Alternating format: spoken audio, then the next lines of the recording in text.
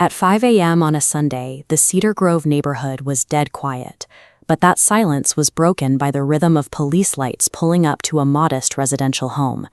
That morning was April 19, 2026, in Shreveport, Louisiana. Inside the house, first responders were stepping into a nightmare. By the time the sun came up, the nation would learn that this community had just suffered the deadliest mass shooting in the United States in over 2 years. The violence didn't stay contained to a single house. Over the course of the next hour, it spilled across 4 separate locations, leaving investigators to piece together a trail of devastation that wiped out an entire family. The violence began on Harrison Street. At approximately 5 a.m., 31-year-old Shamar Elkins shot his wife in the face during a domestic dispute. She survived, but Elkins immediately fled the scene. He drove a few blocks away to a second house on West 79th Street. He walked inside and continued the attack. Inside this second home, police found another adult woman critically wounded. Spread across the bedrooms were the bodies of 8 children. Many of them had been shot in the head while they were sleeping. A 13-year-old boy managed to survive. He woke up to the gunfire, climbed out a window, and jumped from the roof of the house. He sustained broken bones in the fall, but he was able to reach a neighbor and call for help. Today, police tape lines the dirt roads of Cedar Grove, marking the borders of a sprawling, multi-property crime scene. What started as a domestic disturbance had rapidly moved beyond a single home. Elkins transitioned between locations so quickly that patrol cars were still responding to the first shooting while the murders were taking place at the second. By 6 a.m., officers arrived at the West 79th Street address, but Elkins had already fled. A neighbor's security camera captured him running away from the house on foot. Desperate to escape the closing perimeter, Elkins moved to a third location, where he hijacked a vehicle at gunpoint. This triggered a high-speed pursuit. Shreveport police chased the stolen car out of the city limits, crossing the parish line into Bossier City. The chase ended on Brompton Lane.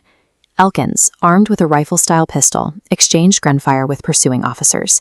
He was shot and killed at the scene. Within a single hour, the threat moved across 2 cities and 4 distinct crime scenes.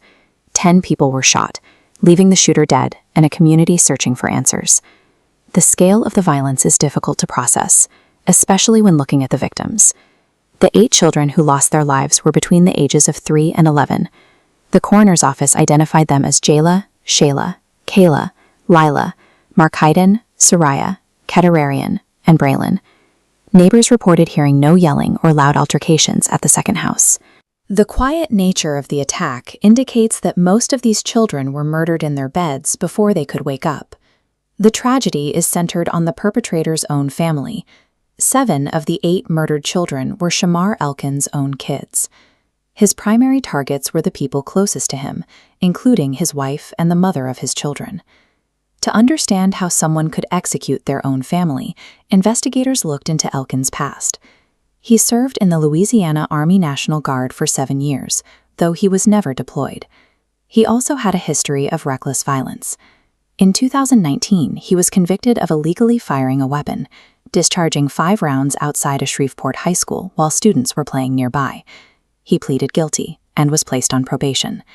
Years later, that familiarity with firearms was turned against his own family, using a small-caliber handgun and a rifle-style pistol. The immediate catalyst appears to have been a breaking point in his marriage. Elkins and his wife were in the middle of a separation. They were scheduled to appear in court for a hearing on Monday morning, the very next day. Rather than face the legal reality of a separation, Elkins chose violence. The 2019 conviction showed a prior willingness to resolve personal conflict with a firearm, a trajectory that culminated in this final, lethal act. As the sun set over Shreveport that Sunday, the scale of the massacre became public. Residents gathered at the crime scenes and local churches, trying to make sense of a tragedy that had reached nearly every corner of the community. Local leaders struggled to articulate the loss. Mayor Tom Arsenault called it the worst tragic situation the city had ever faced, while Police Chief Wayne Smith admitted his officers were deeply shaken by the scenes they had to process.